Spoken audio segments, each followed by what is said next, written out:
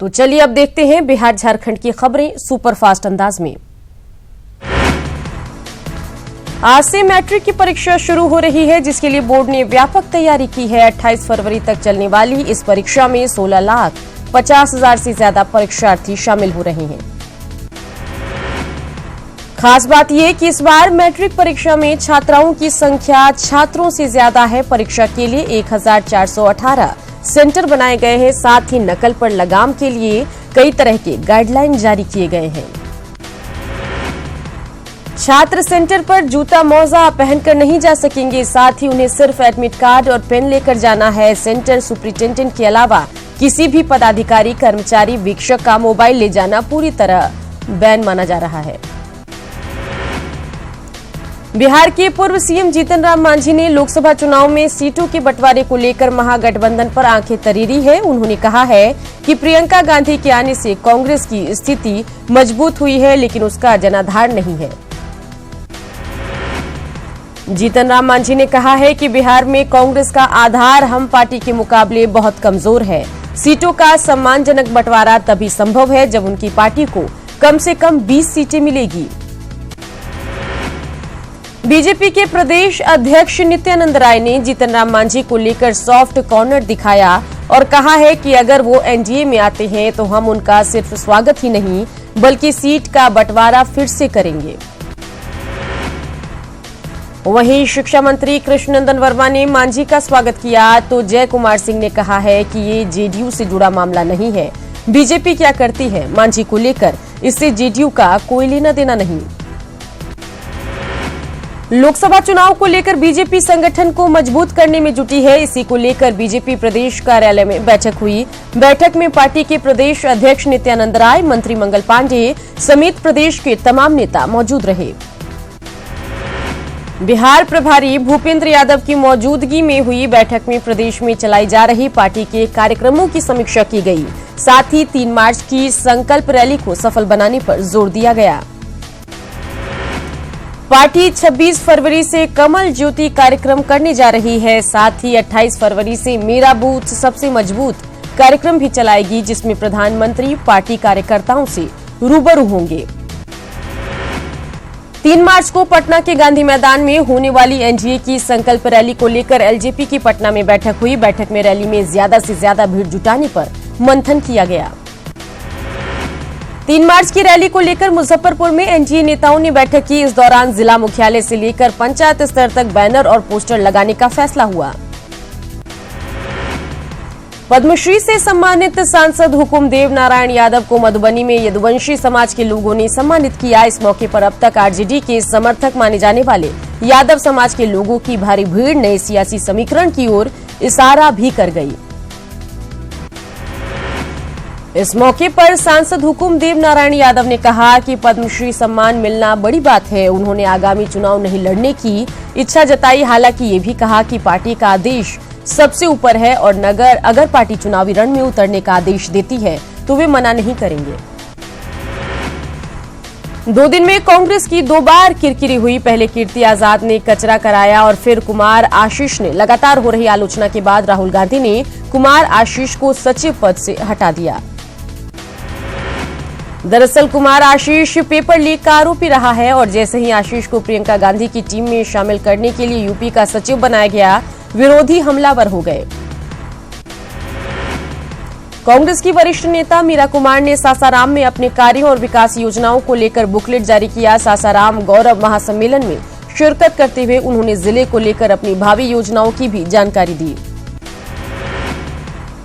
तेजस्वी यादव को लेकर सरकार के तेवर तल्ख है। भवन निर्माण मंत्री ने कहा है कि 5 देश रत्न मार्ग स्थित बंगले को लेकर जो खर्च तेजस्वी यादव ने भवन निर्माण मंत्री रहते हुए किए हैं, उसकी जांच की जा रही है।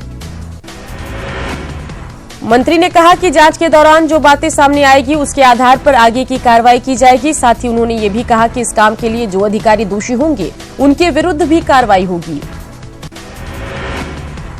कांग्रेस में शामिल कीर्ति आजाद के बूथ लूटने वाले बयान पर बिहार में सियासत गर्म हो गई है, जिसके बाद अब कीर्ति आजाद ने अपने बयान पर सफाई दी। उन्होंने इसे मजाक में कही बात करार दिया।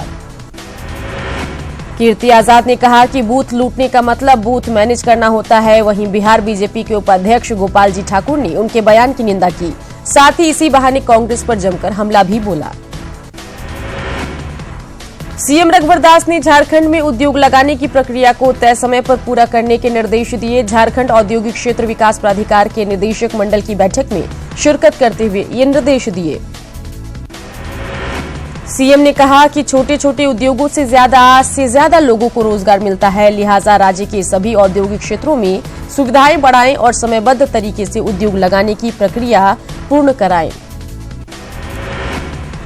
सीएम ने कहा कि संथाल परगना क्षेत्र के औद्योगिक क्षेत्रों में ज्यादा से ज्यादा कंपनियों को ले जाएं ताकि संथाल का तेजी से विकास हो सके। बैठक में राज्य के 37 इंडस्ट्रियल एरिया के मास्टर प्लान को मंजूरी दी गई। संघर्ष यात्रा के 5वें चरण में जेएमएम के कार्यकारी अध्यक्ष हेमंत सोरेन संथाल परगना पहुंचे। इस दौरान हेमंत सोरेन ने देवघर में एक रोड शो किया, जिसमें पार्टी कार्यकर्ता शामिल रहे। इस दौरान हेमंत सोरेन ने कहा कि 5वें चरण की संघर्ष यात्रा में लोगों का भारी जनसमर्थन देखने को मिलेगा। वहीं इशारों में ही हेमंत सोरेन ने बीजेपी से गोड्डा सांसद निशिकांत दुबे पर निशाना भी साधा। मुख्यमंत्री रघुवर दास 22 फरवरी को धनबाद पहुंच रहे हैं। मुख्यमंत्री यहां धनबाद नगर निगम की ओर से चलाए जा रहे 1500 करोड़ की योजनाओं का ऑनलाइन उद्घाटन और शिलान्यास करेंगे। सीएम के आगमन की मेयर ने जानकारी दी। उन्होंने कहा कि इस दौरान बेकार बांध तालाब के सौंदर्यीकरण, बिरसा मुंडा पार्क में बने म्यूजिकल लेजर फाउंटेन, बरवाडा से सिटी सेंटर 4 लेन सड़क और शहरी जलापूर्ति योजनाओं का उद्घाटन और शिलान्यास किया जाएगा। जेवीएम के सिंबल पर चुनाव जीतने के बाद बीजेपी में शामिल 6 विधायकों के मामले में विधानसभा ट्रिब्यूनल ने बाबूलाल मरांडी की याचिका खारिज कर दी। ट्रिब्यूनल ने बागी विधायकों की दलील को सही करार देते हुए कहा है कि जेवीएम का बीजेपी में विलय वैध है। इसके साथ ही बीजेपी में शामिल सभी 6 विधायकों की सदस्यता को रद्द करने से विधानसभा ट्रिब्यूनल ने इनकार कर दिया है। इस मामले की सुनवाई 4 साल से अधिक समय तक चली और दिसंबर में स्पीकर ने फैसला सुरक्षित रख लिया था। विधानसभा ट्रिब्यूनल के फैसले का बागी विधायकों ने स्वागत किया, जबकि जेवीएम ने फैसले के खिलाफ हाईकोर्ट में अपील करने की बात कही। फैसले के बाद इस मुद्दे पर चुनावी साल में सियासत गरमाने के आसार दिख रहे हैं। पटना में जगजीवन राम संसदीय शोध और अध्ययन संस्थान के नए भवन का मुख्यमंत्री नीतीश कुमार ने उद्घाटन किया। उद्घाटन समारोह में डिप्टी सीएम सुशील मोदी, शिक्षा मंत्री कृष्णनंदन वर्मा समेत कई अधिकारी भी मौजूद रहे। समारोह में मुख्यमंत्री ने कहा कि इस संस्थान को जगजीवन राम पर हो रहे शोध से जुड़े काम को प्रमुखता से करना चाहिए। उन्होंने इसके डॉक्यूमेंटेशन की भी नसीहत दी। बिहार विधान परिषद के सीएम कार्यालय में मुख्यमंत्री नीतीश कुमार ने एक किताब दीप प्रभा का लोकार्पण किया। दीप प्रभा रामलखन सिन्हा चंदापुरी ने लिखी थी। ये किताब आजादी के पहले प्रकाशित हुई थी और एक बार फिर से उन्हें याद करते हुए सीएम नीतीश ने लोकार्पण किया। दीप प्रभा में आजादी के वातावरण को चित्रित किया गया है। दिल्ली में आयोजित 14वें कृषि विज्ञान सम्मेलन में केंद्रीय कृषि मंत्री राधा मोहन सिंह पहुंचे, जहां उन्होंने 24 फरवरी को प्रधानमंत्री नरेंद्र मोदी पीएम की ओर से किसान सम्मान निधि योजना का शुभारंभ गोरखपुर से किए जाने की जानकारी दी। उन्होंने कहा कि योजना के मद्देनजर किसानों से मांगे गए डाटा का बैंक से वेरिफिकेशन कराया जा रहा है। उन्हें कर्ज माफी के ऑडिट में गड़बड़ी का इशारा भी किया। औरंगाबाद पहुंची केंद्रीय ऊर्जा मंत्री आरके सिंह ने कहा कि आजादी के बाद ऐसा पहली बार हुआ है कि हमारे देश भारत बिजली के मामले में न सिर्फ आत्मनिर्भर बन गया है बल्कि दूसरे देशों को भी बिजली दे रहा है। झारखंड सरकार की ओर से पंजीकृत गढ़वा के सतबहिनी झरना तीर्थ स्थल न्यास बोर्ड परिसर में मानस महायज्ञ को लेकर कलश यात्रा निकाली गई। स्वास्थ्य मंत्री रामचंद्र चंद्रवंशी ने यात्रा में शामिल होकर लोगों का मनोबल बढ़ाया। पलामू के चैनपुर में महिलाओं की सुरक्षा के लिए सखी वन स्टॉप सेंटर का सांसद बीडी राम और डीसी ने उद्घाटन किया। झारखंड सरकार की ओर से सभी जिलों में सखी वन स्टॉप सेंटर खोला गया। सखी वन स्टॉप सेंटर खोलने का मकसद किसी भी तरह की हिंसा से पीड़ित महिलाओं और बालिकाओं की सहायता करना है। साथ ही पीड़ित महिलाओं को निःशुल्क पुलिस सहायता, स्थायी आश्रम और लीगल के साथ मेडिकल सहायता भी देना है। लाइफलाइन एक्सप्रेस कल दुमका रेलवे स्टेशन पहुंची। 20 फरवरी से 9 मार्च तक लाइफलाइन एक्सप्रेस में मौजूद डॉक्टर जिले के मरीजों का निःशुल्क जांच के साथ साथ इलाज करेंगे। लाइफलाइन के पहुंचने को लेकर मुफ्त स्वास्थ्य चिकित्सा शिविर का आयोजन भी किया गया, जिसका उद्घाटन कल्याण मंत्री लुइस मरांडी ने किया। मौके पर डीसी, डीडीसी सहित रेलवे के अधिकारी भी मौजूद रहे। गुमला के मुख्य डाकघर में पासपोर्ट सेवा केंद्र का केंद्रीय राज्य मंत्री सुदर्शन भगत ने उद्घाटन किया। इस दौरान मंत्री ने कहा कि पोस्ट ऑफिस में अब आम लोगों का कई काम एक साथ हो जाते हैं। मुजफ्फरपुर में एक महिला किरण देवी की हत्या कर दी गई। बताया जा रहा है कि किरण की सौतन संगीता ने सुपारी देकर उसकी हत्या कराई है। पुलिस ने संगीता के साथ 3 आरोपियों को गिरफ्तार किया।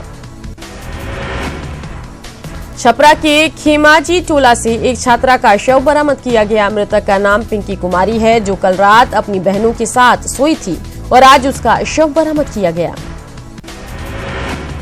औरंगाबाद में श्रृंगार दुकान की आड़ में शराब और गांजे के धंधे का खुलासा हुआ। दुकान से 125 बोतल शराब और 60 किलो गांजा बरामद किया गया। गोपालगंज में कोहरे की वजह से आधा दर्जन गाड़ियां एक दूसरे से टकरा गई, जिनमें करीब 10 लोग जख्मी हुए हैं। घटना NH 28 की है। घायलों में 2 की हालत गंभीर है। बेगूसराय में लोगों ने एक जेब कतरे को पकड़कर उसकी पिटाई कर दी। पुलिस की मौजूदगी में भी लोग आरोपी को पीटते रहे। बाद में उसे हिरासत में लिया गया। जमशेदपुर पुलिस ने टाटा में नौकरी दिलाने के नाम पर ठगी मामले के आरोपी को गिरफ्तार किया, जिसके पास से 3 बाइक, 1 स्कूटी, 2 मोबाइल और 12,000 रुपए कैश बरामद किए गए।